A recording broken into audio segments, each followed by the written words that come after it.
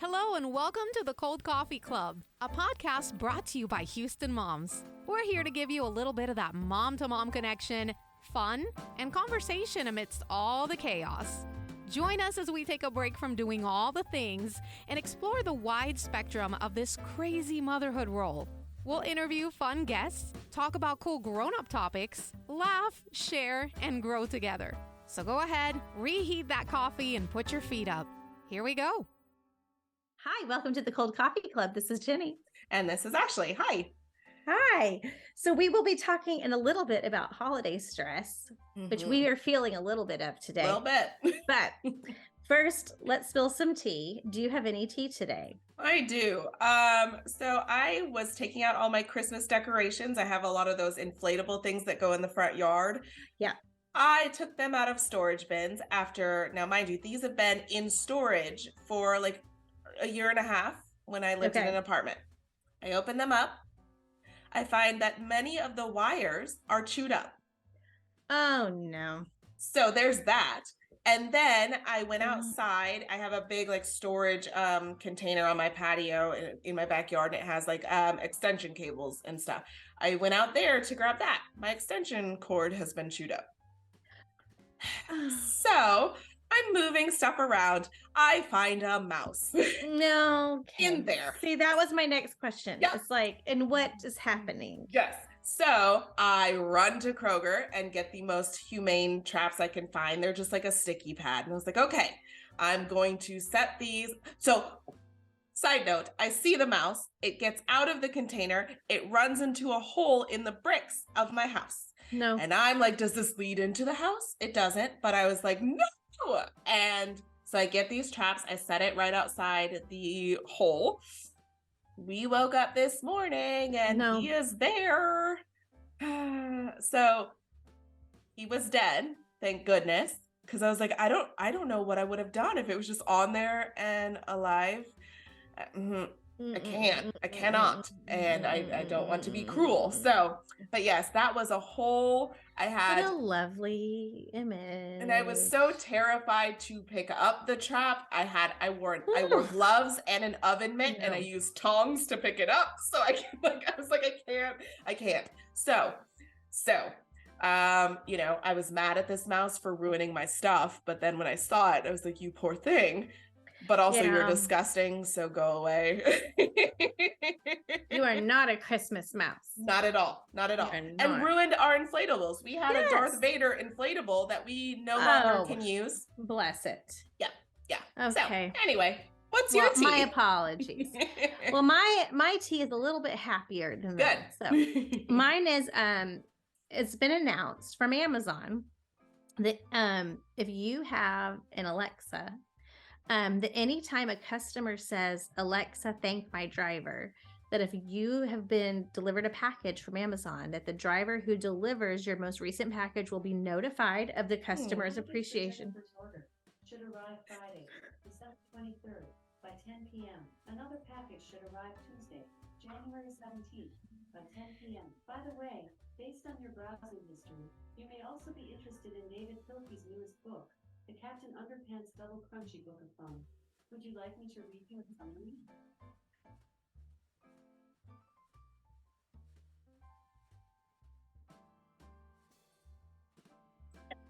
And by the way, oh my gosh, she had all the things to tell you. Captain Underpants. Did you hear her? Oh my gosh. Oh my gosh. Hold on. Let me go turn off her microphone. Hold on. Oh my God. I was not expecting her to go to launch the Captain Underpants. My gosh. Based on your recent shopping history, your kid reads a lot of dog man books. Okay. Oh my gosh. That is so funny. He's like, what? I'm here. Yes. Let me tell you some things. You called. Okay. So as I was saying, if you say, Alexa, thank my driver, the driver who delivers your most recent package will be notified of the customer's appreciation, which is really nice because like they're working their little booties off. Yes. So in celebration of this new feature, each thank you received from customers Drivers will also receive an additional $5 at Oh. no additional cost to the customer. So like they're just getting $5 more. Oh, wow. They'll be doing this for the first 1 million thank yous received. And the 5 drivers who receive the most thank yous during this period will also be rewarded with $10,000 and an additional $10,000 to the charity of their choice. Wow. Oh, that's awesome. I really like that. So that is amazing. Please thank your Alexa, or thank your Alexa to tell them to thank your driver. So. Yeah. And also on that note, we should mention the post on our site that is all about thanking your delivery drivers. Thank your delivery drivers. And we even have a little printout that you could print if you want to put some little happies out there. Yeah, we will put that in our show notes, and you can find that there as an added way to thank your delivery drivers. Yeah. Okay, what is you said, do you have a cream and sugar this week? Because I have 2. I do not have a cream and sugar. So I've watched 2 things recently that I wanted to share. One is a movie and one is a show. The movie is the show. The movie is the show. The movie is called Vengeance, and it stars BJ Novak, who played Ryan on The Office.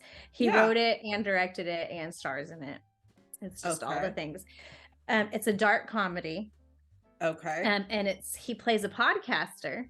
Yeah. Who comes to West Texas. He lives in New York and he's coming to West Texas to figure out how an ex-girlfriend of his died. She died kind of under mysterious circumstances, but he's kind of fish out of water. He's in West Texas. There's some really funny, like just New Yorker in Texas moments. And just very funny dialogue and things like that. So it is dark. Like it's not like you're not going to come away like, well, that was happy. Like it's, but very well done. And I was like, that was good. Yeah. And secondly, this is happier. I just started on Netflix a show called, I want to make sure I got the title, Snack versus Chef. And these are chefs that are also food scientists, and they are like put into this kitchen and they will be like, here's a bag of Cheetos, like actual Cheetos. Make the Cheetos.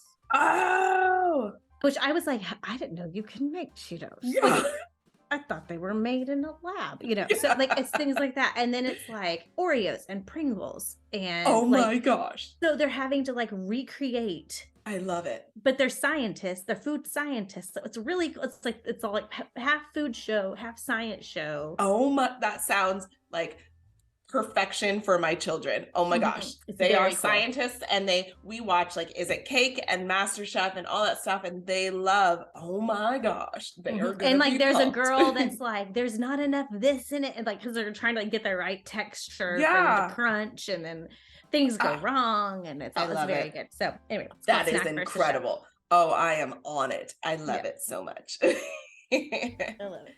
This episode of the Cold Coffee Club is brought to us by Department of Wonder.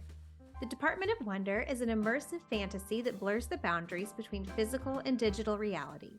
Located in Sugarland Town Square, the Department of Wonder is an adventure suited for all ages and occasions. The experience is equal parts theater, arcade, art gallery, theme park, and escape room. It's a collaborative adventure that's hard to put into words. So far, the Department of Wonder reviews from Houstonians are glowing. Both adults and kids alike are captivated by this enchanting and whimsical journey where curiosity is rewarded. The Houston Chronicle reported that Sugarland's Department of Wonder lives up to its name and that it truly is a magical time. Come see for yourself. The Department of Wonder is located at 2180 Lone Star Drive in Sugarland Town Square. To learn more and purchase tickets, visit deptofwonder.com. To learn more and purchase tickets, visit deptofwonder.com. All right, back to the show.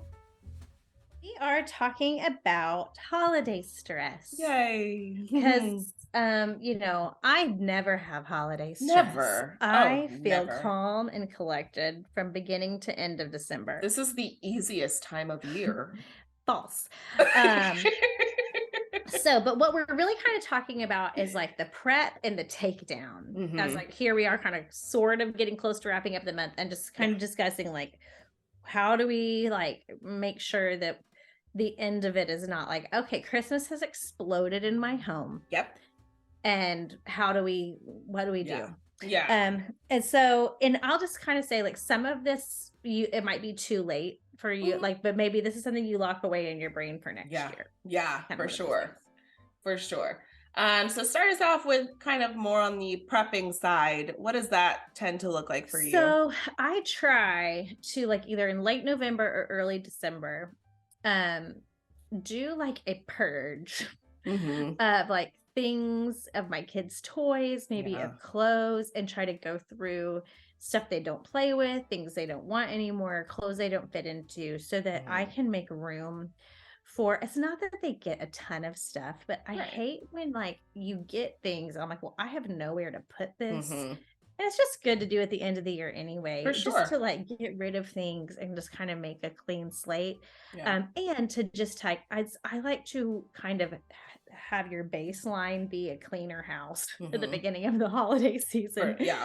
So that's kind of like just one thing I try to do is just get like clear some space in the drawer for the new pajamas, you know, and get all the old pajamas out of there. They're not going to fit in anymore anyway. Yes. And on that same note, I do the same, but I also start cleaning out the garage as well, because I know that moving all this stuff and new sets of wheels, new sets of like whatever, we're just going to need room for all that. So I'm like, let's sort through, do we need 58 basketballs? No. We could probably make it with 2.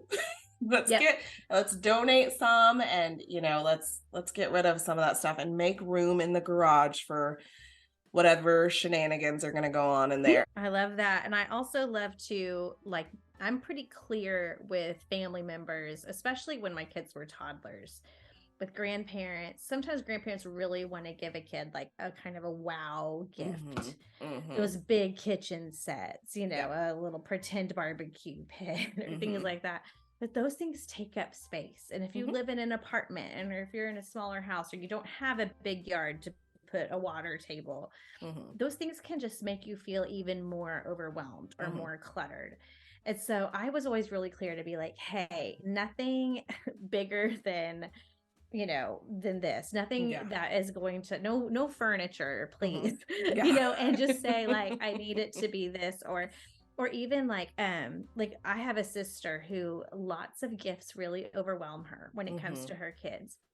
And so she started saying to her family members, like, I'm really asking that it's not even about, I mean, of course she doesn't want you spending a lot of money on her children, but it wasn't even about the dollar amount for her. It was about just the amount of things. So you could spend, if you spent $10 on her children, but there was 10 little bitty items, she was like, like, it was just like, please, like, I don't want all this stuff coming home with me.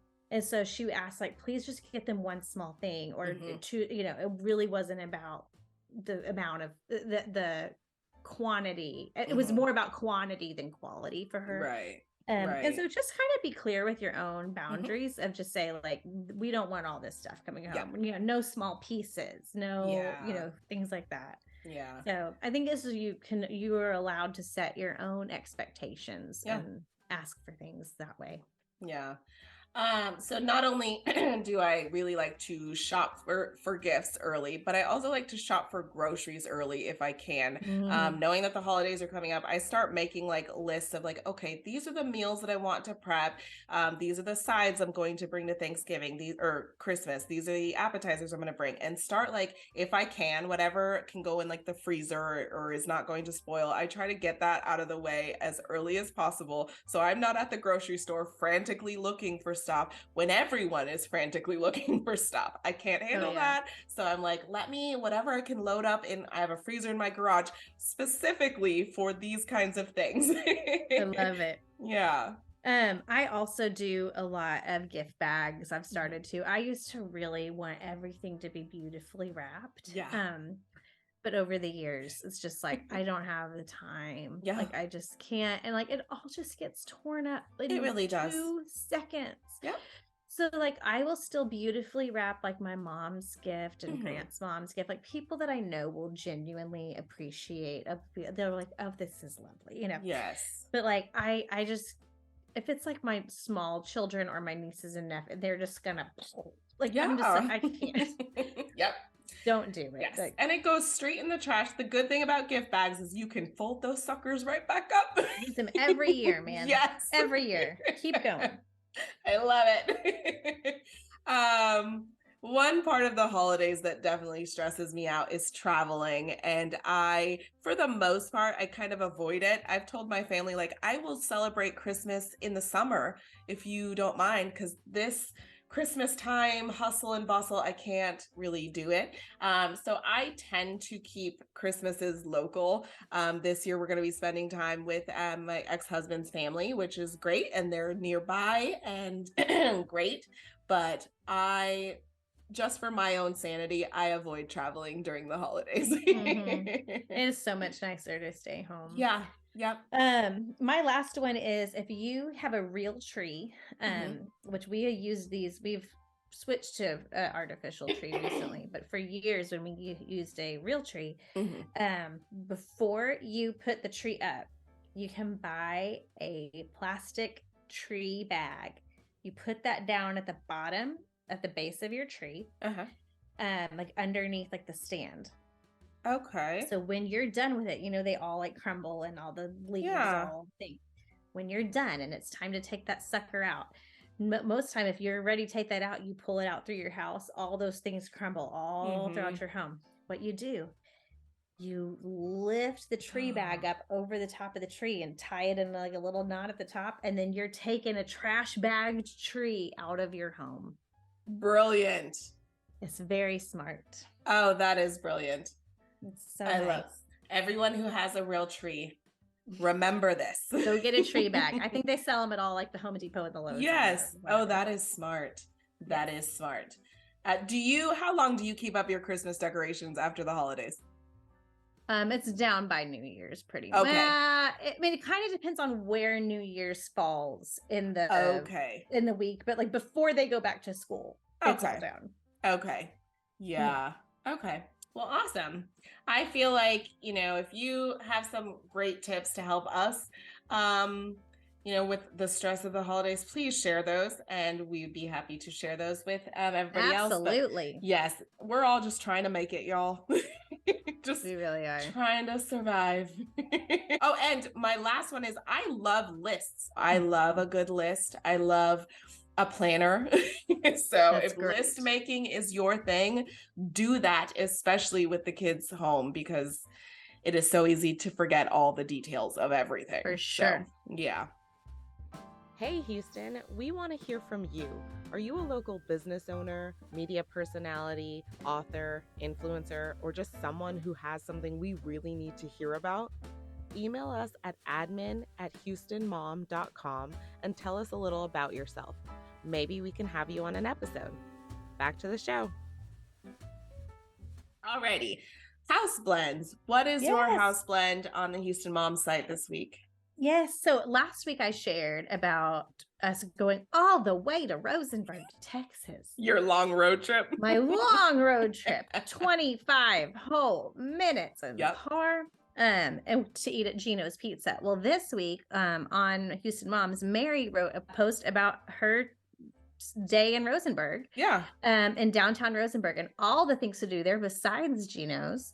There's a little railroad museum that's really cute. There's all kinds of little shops. But Gino's is mentioned. But anyways, it's a great post, and go read it and see all the things to do in Rosenberg. So Kimberly Smith wrote for us, perfect for this week, tips for simplifying the season and reducing holiday stress. And it hits the nail on the head. It is amazing. It is perfect for just keeping everything in check during the holidays. And one of her items on there is making a list. Told ya. So definitely making lists and budgeting, all that stuff. Definitely go check that post out. So smart. Yeah. All right. Do you have a caffeinator for us to see I do. us out? Yes. This comes from totalbrain.com, and it's from a 2019 survey that found 45.5% of Americans say that other holiday shoppers are the root of their stress during the holiday season. I'm like, well, yes. Y'all get out of here. It's a great reminder to be kind. This is the season of giving. Let's try not to stress each other out. Amen. And on that note, everyone take a deep breath and have a nice week. And thank you for joining us on the Cold Coffee Club. All right. Bye-bye. Bye. Happy holidays and a very happy new year from the Cold Coffee Club. We'll be busy making memories and enjoying our families during this holiday season, but we'll be back with a new episode on January 10th.